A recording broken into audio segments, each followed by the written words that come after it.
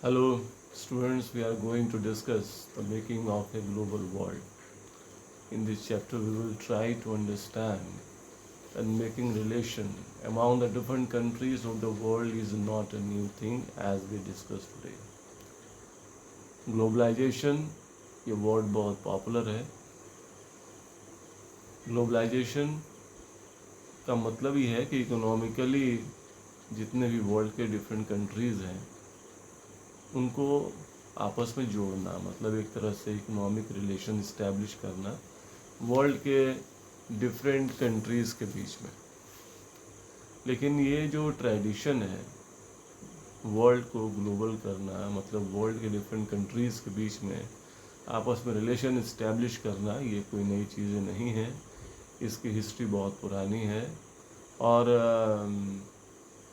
जो हिस्ट्री है वर्ल्ड को ग्लोबल बनाने की, history of trade, migration of people, movement of capital, ये कोई नई चीज़ नहीं है बल्कि बहुत पुरानी चीज़ है. और इसके थ्रू ही वर्ल्ड के डिफरेंट कंट्रीज़ में हमेशा रिलेशन इस्टेब्लिश होते रहे हैं. मेन रोल जो प्ले किया है, जब हम देखेंगे मेकिंग ऑफ ग्लोबल वर्ल्ड, उसमें हम लोग देखते हैं कि वर्ल्ड की जो डिफरेंट कंट्रीज़ हैं उसमें रिलेशन इस्टेब्लिश करने का काम कुछ लोगों ने बड़े विशेष रूप से किया है. और इसमें हम लोग चाहेंगे कि हम लोग पढ़ें about travellers, traders, priest, pilgrims. इन लोगों ने बहुत बड़ा रोल प्ले किया है पूरे वर्ल्ड को ग्लोबल करने में. मतलब वर्ल्ड के जो डिफरेंट कंट्रीज़ हैं उसमें आपस में रिलेशन इस्टेब्लिश करने में इनका बहुत बड़ा रोल रहा है. ये लोग जो ट्रैवलर, ट्रेडर्स, प्रीस्ट और पिलग्रिम्स थे, वो नॉलेज, अपॉर्चुनिटी, स्पिरिचुअल फुलफिलमेंट के लिए ये पूरे वर्ल्ड में घूमते रहे हैं. जो ऐसे बहुत सारे लोग थे जिनको पनिशमेंट मिलता था, है ना, वो लोग अपने परसिक्यूशन से बचने के लिए भी वो लोग दूसरे देशों को जाते थे.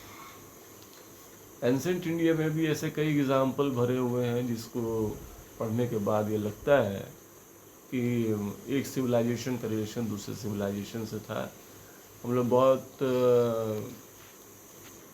क्लियरली ये कह सकते हैं कि इंडस वैली सिविलाइजेशन जो लोग पढ़े हैं बहुत पहले एंसेंट सिविलाइजेशन में, उसका रिलेशन वेस्ट एशिया से था, विशेषकर मेसोपोटामिया से था. हम लोग ये भी देखते हैं कि जो कॉडीज कहते हैं हम लोग, जो मालदीव्स में जो मिलते हैं, है ना, वो चाइना और ईस्ट अफ्रीका में भी वो मिले हैं. और नेचुरली वो अपने आप नहीं गए होंगे, वो इसीलिए गए होंगे क्योंकि इनका आपस में रिलेशन था. और इसलिए हम लोग को देखने को मिलता है कि जो मालदीव्स के जो कॉडीज हैं वो दूसरे देशों में भी मिलते हैं. यहाँ बहुत सारे फैक्टर्स को हम डिस्कस करेंगे जिससे ये पता लगेगा कि कौन कौन से ऐसे फैक्टर्स थे जिन्होंने वर्ल्ड के डिफरेंट कंट्रीज़ को आपस में जोड़ने का काम किया. मतलब मेकिंग ऑफ ग्लोबल वर्ल्ड में उन्होंने अपना रोल प्ले किया. इसमें सिल्क रूट बहुत बहुत ही इम्पॉर्टेंट है. सिल्क रूट एक ट्रेड रूट था जो चाइना से होकर गुजर रहा था. इसी के बारे में मेनली हम यहाँ डिस्कस कर रहे हैं. हालांकि बहुत सारे सिल्क रूट्स की चर्चा हुई है हिस्ट्री में, लेकिन हम जिस सिल्क रूट की चर्चा कर रहे हैं वो चाइना होके जाता था. और ये सिल्क रूट, ये जो ट्रेड रूट था, ये तीन तीन कॉन्टिनेंट को कनेक्ट करता था. एशिया को, यूरोप को, नॉर्दर्न अफ्रीका को. इसी रूट से होकर एक तरह से हम कह सकते हैं कि वर्ल्ड के डिफरेंट कंट्रीज़ के बीच में रिलेशन इस्टेब्लिश हुआ.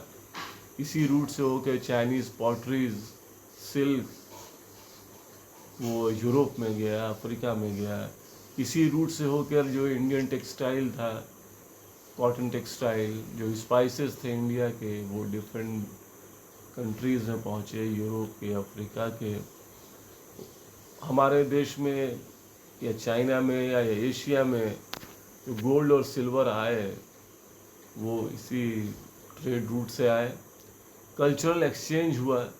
क्रिश्चियनिटी इसी रास्ते से एशिया में आई, इंडिया और चाइना में आई.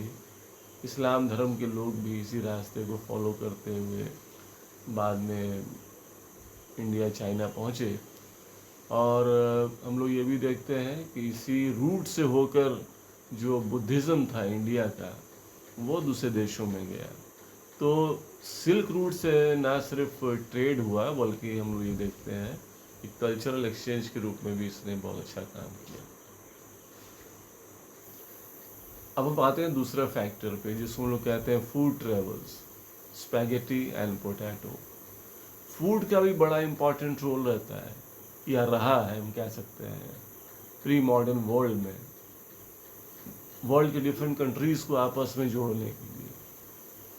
इसमें हमने देखा है कि कैसे चाइना से जो नूडल्स है वो वेस्टर्न कंट्रीज़ में पहुंचा, यूरोप में पहुंचा, वहाँ पे स्पैगेटी उन लोगों ने बनाया।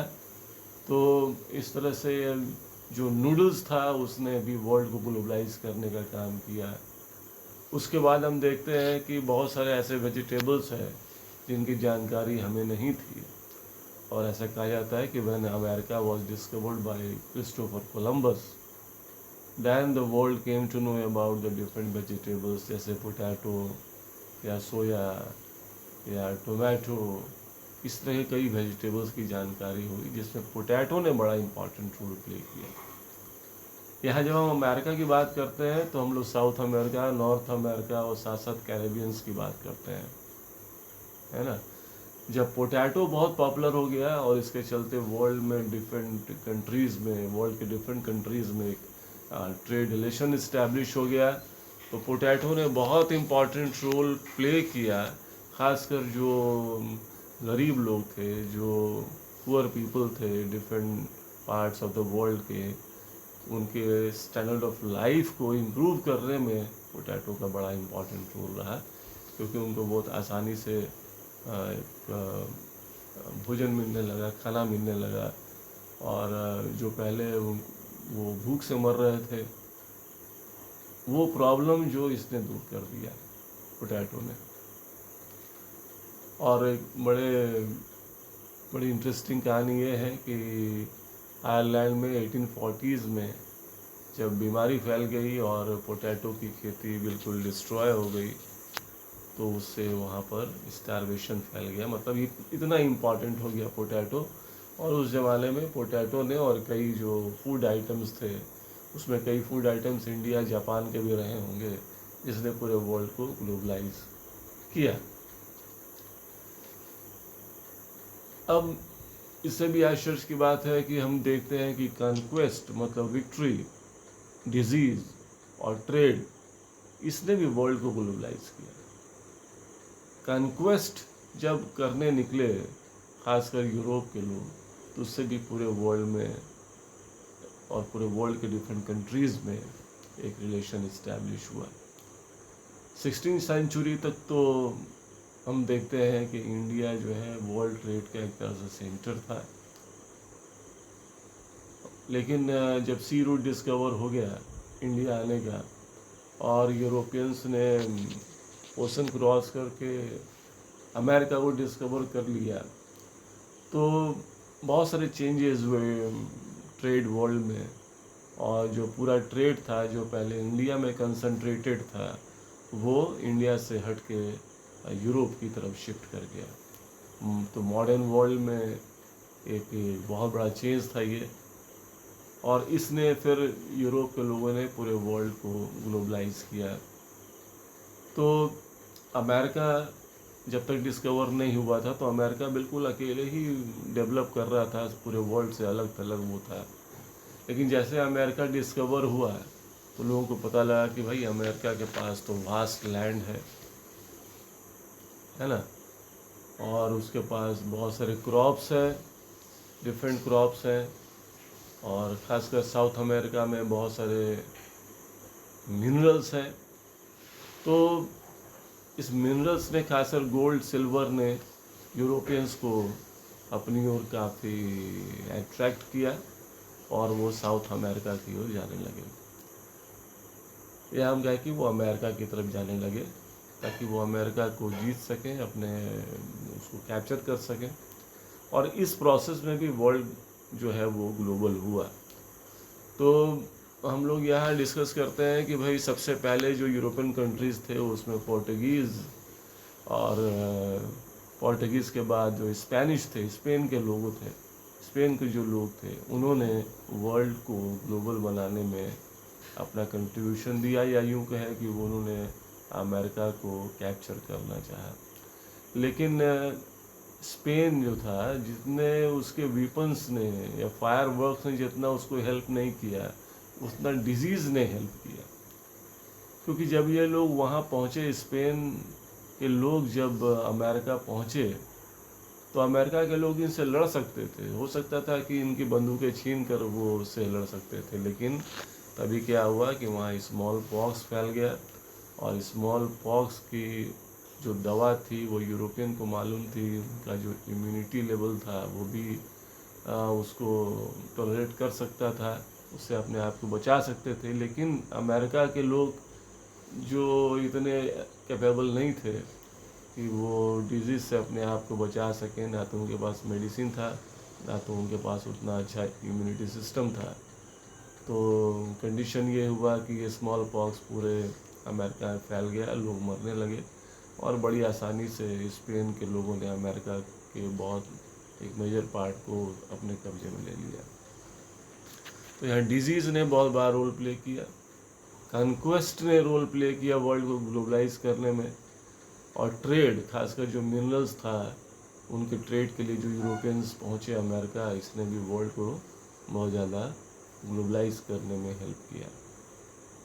तो ये जो स्मॉल पॉक्स था ये भी वहाँ पहुँचा तो एशिया के थ्रू पहुँचा। वहाँ पर इटालियंस जो थे अफ्रीका में इरिट्रिया को कैप्चर करने में लगे थे, और एशिया से जो फ्लैश पहुँचा वहाँ, उसी के थ्रू स्मॉल पॉक्स पहुँचा, और रिज़ल्ट ये हुआ कि स्पेन के लोगों ने बड़ी आसानी से अमेरिका को अपने कब्जे में ले लिया।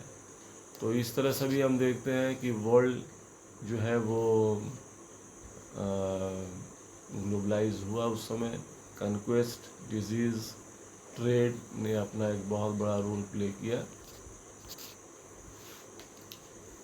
लेकिन ऐसा नहीं है कि यूरोप के लोग अगर वहाँ पहुँचे तो हम ये नहीं कह सकते कि यूरोप का कंडीशन काफ़ी अच्छा था। यूरोप के लोग बहुत रिच थे, पावरफुल थे, यूरोप का कंडीशन भी बहुत अच्छा नहीं था। यूरोप में चारों तरफ पॉवर्टी थी, हंगर था, वहाँ पे सिटीज़ बहुत क्राउडेड थे, डेडली डिजीज़ वहाँ फैल रही थी, रिलीजियस कन्फ्लिक्ट वहाँ चल रहा था, और जो डिसेंटर्स थे वो भी बहुत परेशान थे। और ये सारे लोगों ने जब देखा, इन सारे लोगों ने देखा कि अमेरिका में जॉब क्रिएट हो गया है, तो सब लोग अमेरिका की ओर चल पड़े। वो अमेरिका की ओर पहुँचे क्योंकि वहाँ पर जॉब क्रिएट हो रहा था। अमेरिका में प्लांटेशन वर्क हो रहा था, स्लेव ट्रेड भी वहाँ स्टार्ट हो गया, जिससे अफ्रीका भी इससे जुड़ गया था। और इस तरह से हम देखते हैं कि वर्ल्ड जो है काफ़ी ग्लोबल हो रहा था। तो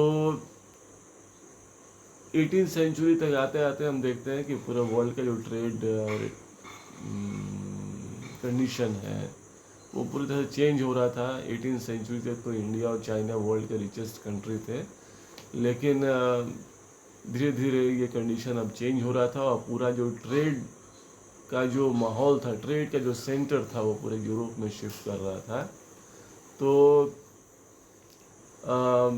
चाइना ने एक बड़ा, हम कह सकते हैं कि बड़ा सरप्राइजिंग स्टेप लिया था कि जब ओवरसीज ट्रेड स्टार्ट हुआ तो चाइना नहीं चाहता था कि उसका कांटेक्ट यूरोपियन से हो, उसे कल्चर पर अटैक हो, तो उसने रिलेशन रखना, फॉरेन कंट्री से रिलेशन रखना ही बंद कर दिया, और वो आइसोलेशन में रहने लगा। इससे चाइनीज़ का भी डिक्लाइन स्टार्ट हो गया, और उस समय इंडिया में यूरोपियंस की एंट्री हो गई और इंडिया को वो इंस्लेव करने लगे, तो इनका कंट्रोल वहाँ से हट गया, और पूरा जो सिस्टम था, सेंटर ऑफ ट्रेड जो था, वो वेस्ट वर्ल्ड मूव कर गया, यूरोप की ओर मूव कर गया। मतलब इस चैप्टर में हम लोग ये देख रहे हैं कि कैसे पूरे वर्ल्ड को ग्लोबल बनाने की बात हर टाइम में हुई है, हिस्ट्री के हर दौर में हुई है। हम लोग सिर्फ ऐसा नहीं कह सकते कि ग्लोबलाइजेशन जो वर्ड है, जो मॉडर्न वर्ड है, उसके चलते ही आज ग्लोबलाइजेशन हो रहा है, बल्कि ये एक बहुत पुरानी घटना है। हम लोग भी और भी बहुत सारे इवेंट पढ़ेंगे आने वाले वीडियोस में और देखेंगे कि किस किस इवेंट्स ने बहुत हेल्प किया वर्ल्ड को ग्लोबल बनाने में। इस वीडियो में इतना ही। नेक्स्ट वीडियो में हम लोग फिर बाकी बात करेंगे।